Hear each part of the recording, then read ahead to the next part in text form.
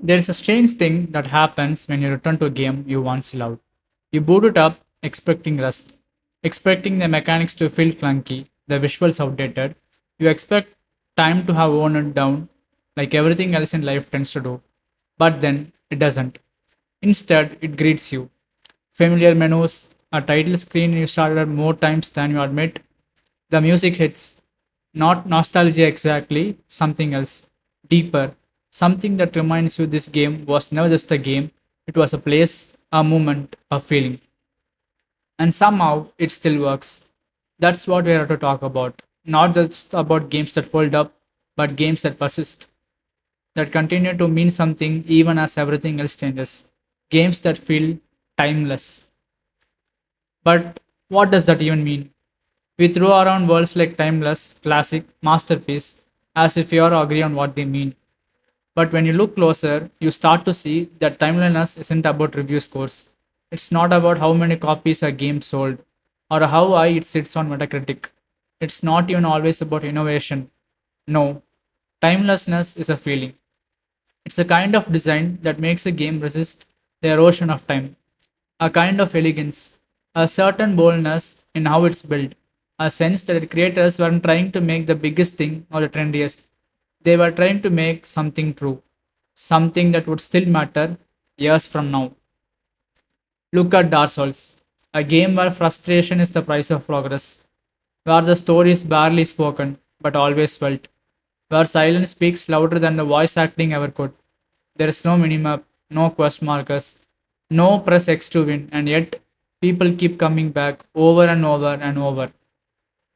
Then there's Half Life 2, a shooter from 2004 that's somehow still fresh, not because of graphics, obviously, but because of flow. It works, breathes. Its pacing is tight.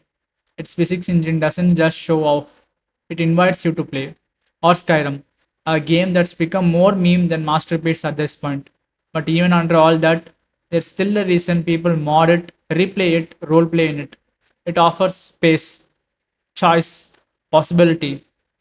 It lets you exist in the world in a ways few modern games dare to. These aren't games we revisited because we are bored. We revisited them because something about them feels unfinished. Not in a broken way, but in a living way. Like every time you play, the game gives you something new because you changed, and that game allows for it. Timeless games are like mirrors. They don't just show you their world, they reflect something about you too. Where you were in life when you played them, what kind of player you are, what kind of person. And that's what makes them so hard to forget. Because you are not just remembering the game, you are remembering yourself. This video is not a ranking, not a nostalgia trip down the memory lane. This is a quiet conversation about what makes some games stay with us even after we finish them, about how design, world building, agency, and silence can come together to make something eternal, something that doesn't just resist time but transcends it. In the next chapter, we talk about the obvious aspect, nostalgia. Maybe what we find is timelessness isn't about the past at all. Maybe it's about how something from the past can still speak to you who we are right now.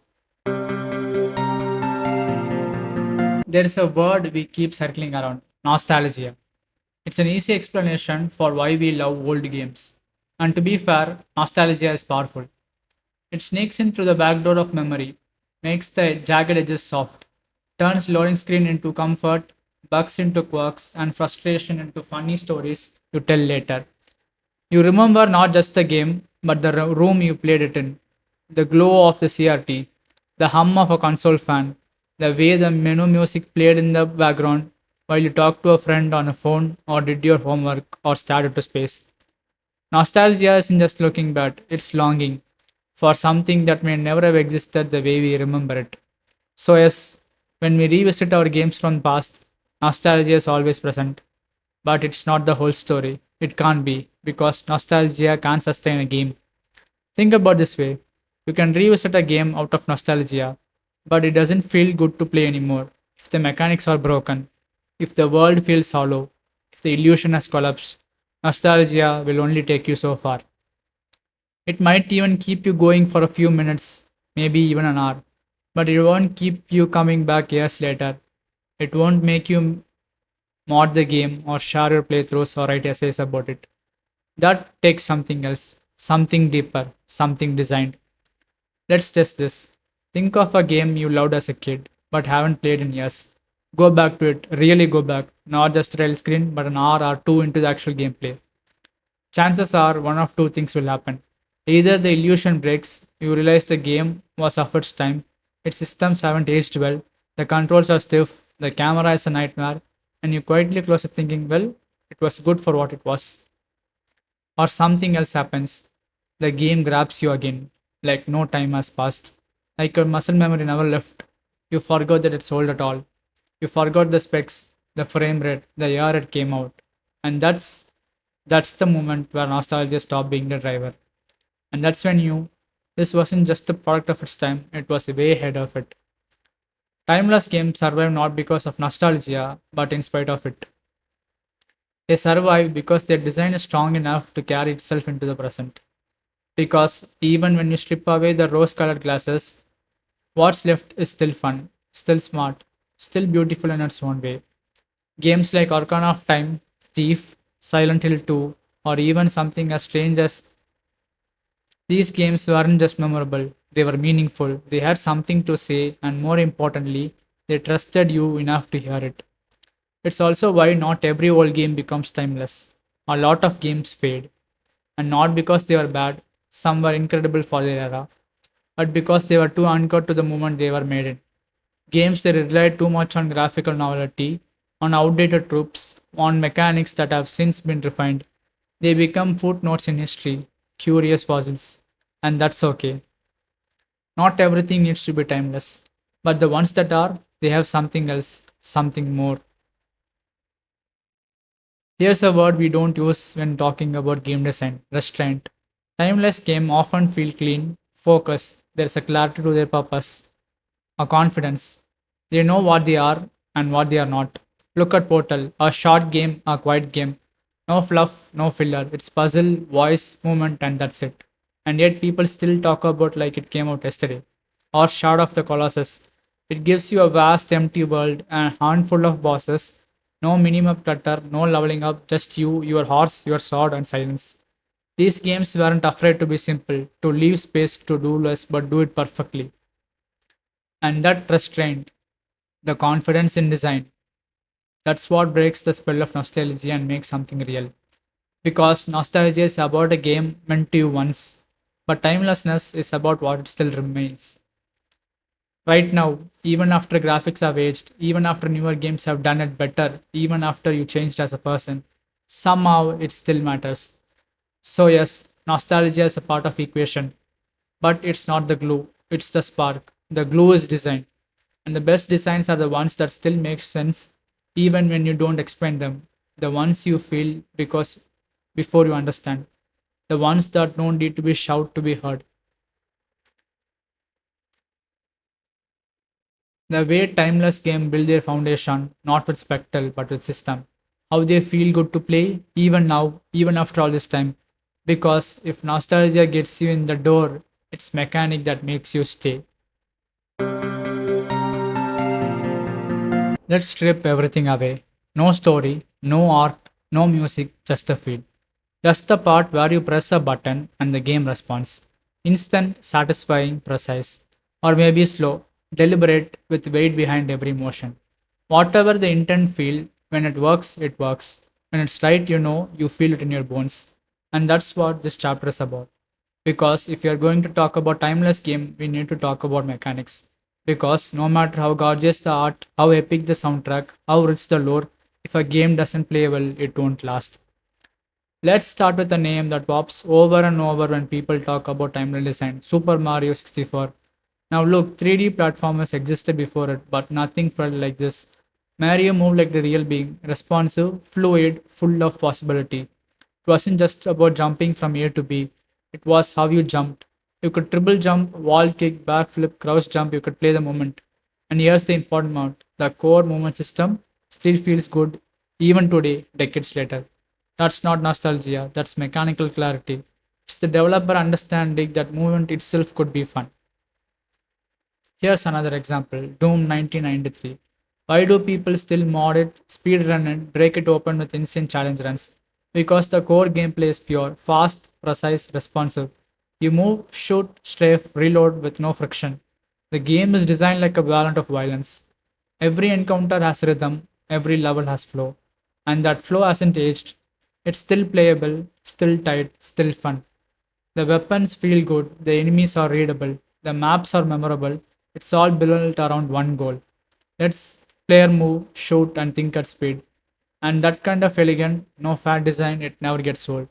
Now compare that to a game built around temporal trends.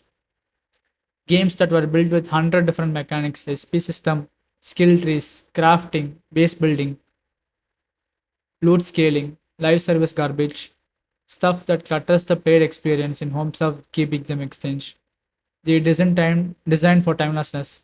They're designed for metrics, and that's the difference. Timeless games knows what they are at their core. They start with the fundamental verbs. What does the player do? In Dark Souls, you dodge, strike, block, time. In Tetris, you rotate, drop, plan. In Celeste, you jump, dash, grab. Just three verbs, that's it. And from those verbs, infinite complexity. That's the magic of good mechanics. They are easy to learn but endlessly deep.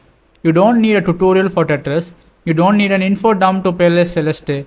You feel it, you get it, and you want to master it. And that word, mastery, is key here. Timeless games offer you something most modern games don't, a chance to get better. Not just stronger, not just more powerful, but more skilled. They aren't afraid to challenge you and they just trust you to rise to it.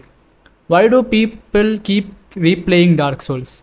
It's not just their world or the lore, it's the every time you replay it, you are a little sharper, a little quicker, a little braver.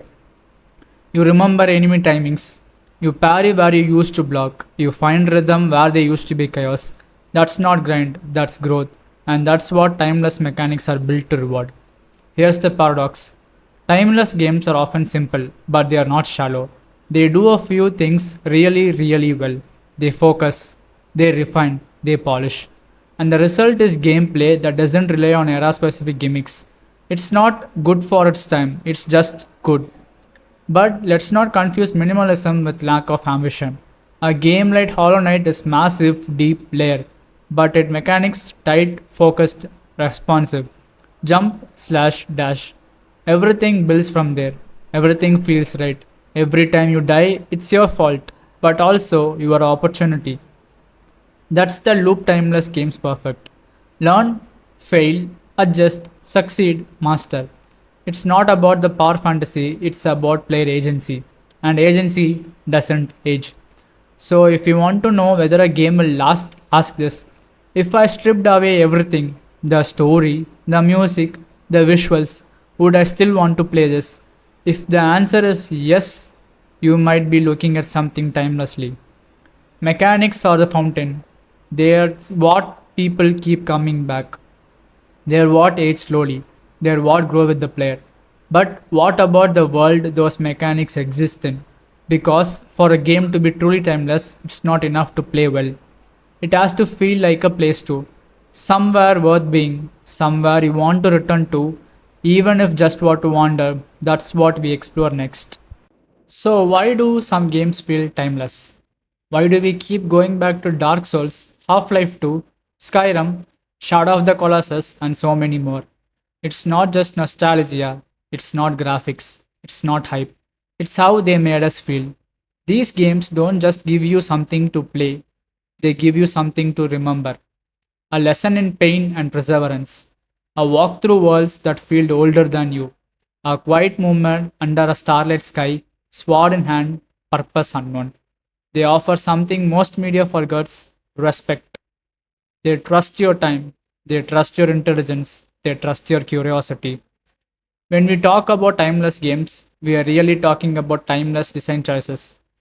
Games that respect mystery, games that let the world tell the story, games that player gives room to breathe, to fail, to explore. They aren't obsessed with perfect UI or daily login rewards. They focused on you, the player. what you discover, what you interrupt, what do you feel, and that feeling it lasts. It's why 10 years later, people still make mods for Skyrim. It's why speedrunners still obsess over Dark Souls frame data. It's why Half Life 2 is still being reverse engineered and picked apart like it's dropped last week. These games leave behind more than memories, they leave behind impact on players, on developers, on an entire medium. So, next time you replay a game from a decade ago and still get chills, know this. You are not revisiting pixels, you are revisiting a part of yourself, a time, a place, a version of you that's once picked up the controller and believed. If you felt something from this video, if it made you think, remember, or even just a feel sense as a gamer, consider doing the small things that help this channel grow. Like the video, subscribe if you haven't, comment your favorite timeless game, and if you want to be a long time supporter, long form, thoughtful content like this, join my Patreon. It helps keep this essay deep, detailed, and independent. You get early access, behind the scene notes, and my internal gratitude. Because just like these games, you make this all feel worth it. Thanks for watching, and remember, some games don't age because they were never built for a moment, they were built forever. Thank you.